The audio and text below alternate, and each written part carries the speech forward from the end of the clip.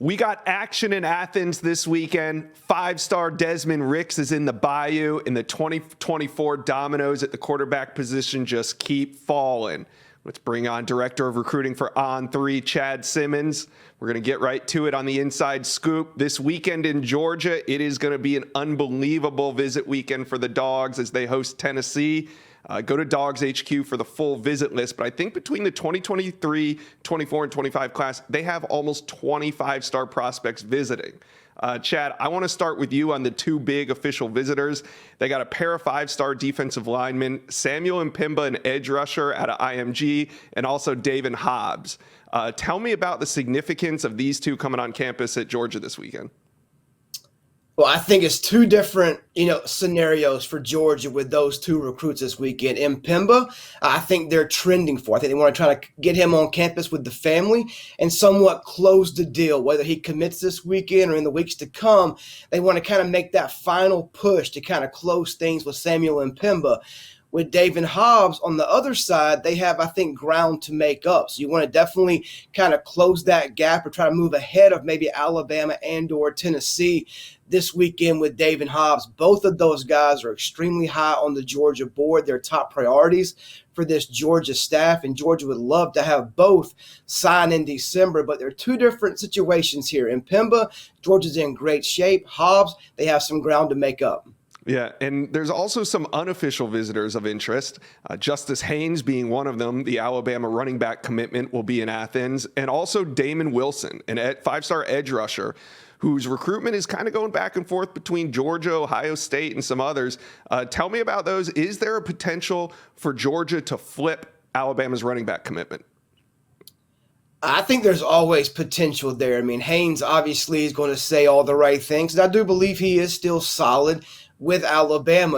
Obviously he let me know he's going to visit Georgia this weekend. And then he came back and said because him and his dad always visit Georgia on the weekend of Tennessee game because his dad in the famous hobnail boot Larry Munson call back in the day in Knoxville was part of that call. But there's still communication there between him and Georgia. There always has been. I think there always will be. He's a priority for Georgia, just like he is for Alabama. So definitely I think he'll be one to watch. Does he return to Athens after this weekend? We'll still have to wait and see. Damon Wilson is likely he'll be in Athens this weekend. Nothing was 100%. The last time I talked to the father late on Wednesday evening, but the dad mentioned potential not only just Georgia this weekend, but maybe Ohio State for the Michigan game late in November as well. So we'll have to watch and see kind of where Damon shows up this weekend and maybe throughout the month of November. But like you said, Josh, I think it is a battle between Ohio State and Georgia. And if Georgia can get Damon on campus this weekend, that would be huge for them and that coaching staff. Yeah, just an insane visitor list in Athens this weekend. And I think this is the reason why Kirby Smart fights to have that Florida-Georgia game moved out of Jacksonville and into the home stadiums. You can't just replicate an atmosphere like this where you can have 25-star recruits want to come to campus. So it kind of shows you why Kirby fights so hard to move that game. Five-star teammates Quay Rousseau and James Smith are also going to be in Athens this weekend. The teammates out of Alabama have primarily been considering Florida, Alabama, and Auburn. But showing up in Athens, what does this mean for their recruitment? I don't know, Josh. Obviously, they've always liked Georgia. Took an OV to Georgia back in the summer. There's been still communication. Georgia was at Carver Montgomery High School on their off weeks. There's definitely, I think, interest on both sides still. But I still like it right now. The three schools you mentioned being ahead of Georgia, Alabama, Auburn, and Florida. Auburn doesn't even have a coach, but I think Auburn's running, I would say, number 2 to Alabama at this point. So obviously Georgia getting them back on campus is only a positive with those guys. I mean, right now I think Georgia's trailing at least 2, maybe 3 schools in this race. So obviously, communication this weekend, a good performance. Obviously, the atmosphere is going to be probably off the charts in Athens. So it's only going to help Georgia in this race, but I think they have considerable ground to make up this weekend. Yeah, we've been following the recruitment of these two, and it would be crazy if Georgia was able to enter the race because it has seemed like it was an Auburn-Alabama battle. Then they went to Florida for their official. They kind of got some traction there, and now they're going to go to Georgia, only maybe muddy the waters even more. Let's move down to South Florida. One of the top remaining uncommitted targets in the state of Florida is Demari Brown. And there was whispers yesterday that he might be ready to make a commitment. Now, he did make an announcement yesterday evening, but it wasn't what most people expected. It was a top four. Florida State, Clemson, Alabama, and Miami make the top four. And this weekend, he will be taking his official visit to Miami. Do you think that there's a chance maybe that he wraps it up and commits to Miami by the end of the weekend? Or does he take this thing the whole way until signing day?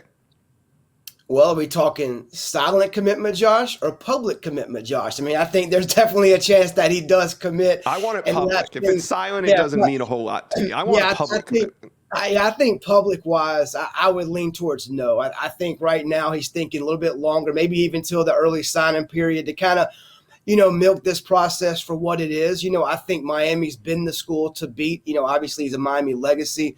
Father played there. He's from right there around the corner, plays at American Heritage High School in Plantation, Florida. He's been there numerous times. He's obviously a top target for DeMarcus Van Dyke, that secondary, and obviously Mario Cristobal. Cristobal played with his dad. There's connections there, obviously. So I like where Miami's at. He was at Alabama last weekend for an OV. Florida State and Clemson round out the top four. He was at FSU recently as well. I think the two in-state schools are in the best position, Florida State and Miami, but I think the gap is pretty significant between Miami and everyone else. Will he commit publicly coming out this weekend? I'd lean towards no, but I like where Miami's at. All right. We'll continue to watch that one as it transpires. Also, the quarterback dominoes in the 2024 class continue to fall. We've seen Dylan Raiola commit to Ohio State, Ryan Puglisi to Georgia, and most recently, yesterday, California four-star Julian Sayin commits to Alabama. Chad, I really thought he was going to end up at LSU. How did the tide turn the tide? Sorry. Yeah, the big boys are getting their guys, like you mentioned, Raiola, Ohio State, Georgia, Puglisi, CJ Carter, Notre Dame. Now we have Sayin going to Alabama. Could LSU be next? We'll see what happens there. But LSU definitely what was probably in the driver's seat, just a few weeks ago. But we all know what that trip to Tuscaloosa can mean for any recruit. They got Sayin on campus for about 36 hours. He took in the game day atmosphere, then spent most of Sunday almost like a miniature official visit for a 2024 kid, sitting down with the coaches, going over the offense with Bill O'Brien, how he would fit in. I think the biggest thing was for that trip that kind of turned the tide was making him feel wanted, making him feel like a priority. LSU had done an excellent job with that. Joe Sloan, Mike Denbrock, Brian Kelly, that they made him feel like he was their guy. And I think that put them in a good spot. But maybe he had questions about how he fit into the offense. Could there be a change? All that kind of stuff. And he knew Alabama's scheme from Bryce Young, to where it's at now. And then obviously Mac Jones before. I think all of that played into helping Alabama win in the end. But the biggest turning point, I think, was the time they spent with him on that visit. I think really changed his mindset about where he was on that Alabama board coming out of that trip. Yeah, and there's still some big names left out there. Who do you think the next quarterback could be to commit in the 2024 class? Because we're seeing them, it's happening fast and furious right now. Yeah, I think that there's a couple of names in 24 class to watch. I mean, I think Jaden Davis is kind of next in line. I think, but don't sleep on DJ Lagway. I think Lagway is a guy that's kind of had that early 2023 mark on his calendar to kind of be done before even the official visit start up next spring. So I think Jaden Davis definitely commits before the end of this calendar year. Could it happen even in November? I think it's possible. Likely, I think in December. But I think Lagway is not too far behind. So I think you'll have the majority of the top 10 in the 2024 quarterback class committed, by late winter, early spring next year. Yeah, that'll be fun to watch. All right, Chad, I know you're heading up to the DMV in a couple minutes to go see the #1 athlete in the country, Nicholas Harbor. So we'll talk to you Monday. Come back with some scoop, man. I'll work on it. All right, see you, Chad. And we're back on the Inside Scoop. Up next from the Bengal Tiger, our LSU site at On3, Shea Dixon Shay, five-star cornerback Desmond Ricks is going to be in the Bayou this weekend. He reclassified from the 24 to the 23 class about 2 weeks ago, and he's wasted no time getting straight to his recruitment. So this is just an unofficial. He has an official visit scheduled for LSU in December. What does this early trip to LSU mean for his recruitment? Well, it means another time to campus, obviously for a marquee game. But when he makes this visit this weekend, he will have visited LSU more than any other school during the 2022 calendar year. So I think LSU fans, Josh, look at that as a sign of hope, a glimmer of, hey, we might be in the lead here. But I also think LSU fans are spooked a bit by Cormani McClain and how quickly things can shift. But I think everybody is watching Josh. If he signs in December, or does he wait till February? If he signs in December, LSU has the last visit right before the dead period. Typically in recruiting terms, you would like to secure that trip. So LSU feels like they're in a good spot, but still at least a month and a half to go here. Yeah, maybe more. We'll see. But, the fact that he's scheduled 3 official visits before the early signing period, he's going to go to Florida, Alabama, and then LSU. Do you think that that's a sign that he's going to sign in December? I think you can look at it as a sign. I think the reality, too, is, with 2 more official visits and the fact that he reclassified and kind of had to push everything up into a very small window, that he could wait until February and make visits in January, both officially and unofficially. So I think you'd hope, if you're an LSU, Bama, Florida fan, that you're getting a decision in December, that you're getting a visit right before the decision comes. But I still think everybody's going to sort of be on pins and needles there until the end. Shay, I'm sorry, but my producer, Sumner Darlington, is telling me in my ear that right now DJ Chester just announced he is committing to LSU. The 4-star offensive lineman out of Georgia made his decision while we're recording the Inside Scoop. This is the first time this has ever happened. Shay, what does this commitment from DJ Chester mean? Tell the fans about him. I'm glad that we already had our work done on this one. I'm not having to scramble here. Yes, this is offensive line commitment number 4 from LSU. And Josh, if you look at the On3 consensus rankings, he was the second highest rated uncommitted interior offensive lineman, meaning centers and guards that we group into that one rating. This was a big get for LSU that they've been working on since they got him on an official visit in the summer. They've already got an On3 5-star in Zalon's Hurd. They've got Tyree Adams, another top 10 offensive tackle, Paul Mabenga out of Georgia, and now you go get DJ Chester. This is big news for LSU. I know Brian Kelly has talked a lot about wanting to rebuild the trenches on both sides in Baton Rouge, specifically on the O-line. They're starting 2 true freshmen at tackle there right now. I think when you talk about building towards the future, this commitment from DJ Chester is about as big as it gets. Well, that's crazy. It happened on the show. That's definitely the first time that's ever happened. So congrats for being here with that. Let's move on. Top 50 player overall, Javian Toviano, safety out of Texas, is going to be at LSU this weekend. I've talked a lot about him with Sam Spiegelman on the show, so I'd love to get your perspective on where his recruitment stands. I think Toviano has played things very close to the vest, and I think it's by design, right? I don't think he's trying to fool anyone. I think he's just trying to keep things quiet and go through the process on his own terms. So this is where I apply my age-old adage here, Josh. It's watch what they do, not what they say. And yes. Toviano has said, I am going to wait around. I'm going to make some more visits. Ohio State has been mentioned, Texas. There are other schools. Michigan and LSU already got official visits. But if you look at what he's done, the only school he has visited this year is LSU, the only campus. He visited in July for a Bayou Splash picnic. He was at the first home game against Southern, now back for Alabama this weekend. He has seen Texas and OU play, but that was neutral site. Then he saw A&M Arkansas play. That was neutral site in Arlington, right by his high school. The only school he has tripped to that campus is LSU, and now it'll be a third time. So I'm with the On3 RPM here. I think LSU's got a lead, but because of how quiet he's kept things, I'm a little bit hesitant to make my RPM pick. When do you think he ends his recruitment? Well, here's the good news. He's an early enrollee, so he's got to end it by December. I think I wouldn't be surprised if it was any day now. I wouldn't be surprised if he waited until December and did it during the early signing period with an announcement and hats on the table and all of that. So kind of like Ricks, I think this one could go a number of different ways just in terms of when it happens, but more so than Ricks, I'm confident with Toviano that LSU is the team to beat and has the inside track to get him. All right, before you get out of here, let's move to the 2024 class. Quarterback Julian Sayin is off the board. He commits to Alabama. For a period of time, it looked like he was trending towards LSU. So now what does LSU do now to fill their need with the 2024 quarterback?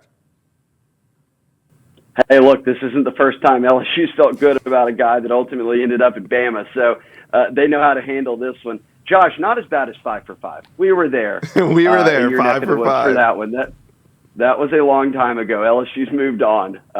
But, look, saying a California kid, ultimately, look, he was looking at Georgia. They took Ryan Puglisi. He ends up down to LSU and Bama. Bama, yes, took a couple quarterbacks this cycle, but clearly gave Sayin the green light to go ahead and commit for 2024. If I'm an LSU fan, look, they didn't put all their eggs into that basket. They've had guys like DJ Lagway to campus. They've been evaluating other guys like Jake Merklinger and Van Buren on the East Coast. And then really, I think if you're looking for who they might really be out front for, the answer is Colin Hurley out of the 25 class. He'll be back in Baton Rouge this weekend. He'll have made 4 or 5 trips, I think, to Baton Rouge since the new staff came and arrived with Brian Kelly, and he made all of his hires. So I do think they can end up with one of those guys who's number 1, 2, 3 ranked in the country at quarterback. I just don't think it'll be Sayin. I would lean more towards a guy like Hurley. All right, yeah, I'm not counting Brian Kelly out when it comes to recruiting quarterbacks. He seems to have a knack for that. All right, Shea Dixon, thanks for checking in with us and making your debut on the Inside Scoop and also bringing some breaking news with you. Thank you. And a 5 for 5 reference. We had a blast. You can't beat it. All right, see you, Shea. Up next on the Inside Scoop, we got national recruiting analyst Sam Spiegelman. Sam, we got big visits everywhere this weekend. One that I wanted to talk about is 5-star Texas safety Peyton Bowen going to Notre Dame this weekend. He's committed to Notre Dame. We've talked a lot about his recruitment and other teams. You know, there's sharks in the water trying to flip him. So is this a significant visit of Peyton Bowen going to check out his school, Notre Dame, this weekend as they play Clemson? Big game. Yeah, it's a big game, and Notre Dame spent time in the state of Texas earlier last month, and they're going to have a lot of their commitments on campus for this visit. It's a big game atmosphere. That's what they want at Notre Dame. And Peyton Bowen has been their prize commitment now for going on 11 months, and they're holding tight as we near the finish line of Bowen's recruitment, the number 2 safety in the country, the 5-star from Denton Geyer. Thursday is senior night. He's going to head to Notre Dame. It's going to be an unofficial visit. He's already used his official visit to Notre Dame, but heading back to South Bend looms large because over the next month, we expect Peyton Bowen to finalize his decision, whether he sticks with the Irish. He's expected to visit Oklahoma unofficially. He's expected to visit Texas A&M unofficially sometime here in the next month. You know, they're 2-hour drives each way from Denton, Texas. But Notre Dame getting him on campus this time after Marcus Freeman went to his game 2 or 3 weeks ago. It looms large if Notre Dame is going to stick around. They have to, make a statement this weekend. He has a great relationship with the coaches, including Freeman, who was his lead recruiter before he became Notre Dame's head coach. But like you said, there's sharks in the water, and this is far from a done deal. This visit will ultimately be very telling. Yeah. So if you're a Notre Dame fan, because Peyton Bowen's come out and said that he's going to make a, quote, final decision, even though he's committed to Notre Dame, like you said, for 11 months, he still has a final decision to make. So if you're a Notre Dame fan, I think what you're hoping for coming out of this weekend is Peyton Bowen to throw up one of those tweets saying 100%, 1,000% committed, recruitment shut down. Is there any chance that happens by Monday? I actually think it's 1,001% at this point in the calendar. But there's a reason he committed to the Irish when he did. The relationship with Marcus Freeman might be the best relationship he has overall in his recruitment. But Texas A&M and Oklahoma have not gone away. The interest has been reciprocated. It depends on who you ask. Before Peyton's senior season, there was a lot of rumblings that he might reopen his recruitment. And that the Aggies were making him a top priority, that safety is and still is a critical need for Texas A&M in this recruiting cycle. They've missed on a lot of their top targets like Tony Mitchell, who's at Alabama, Kylan Jackson at LSU. Peyton Bowen is committed, but they haven't let up. He's an in-state guy, one of the best state for this class. And Oklahoma, they watched him play a couple of weeks ago. His teammate, the 5-star quarterback Jackson Arnold, is committed. Brent Venables, Jay Valai have all done a great job recruiting Peyton Bowen.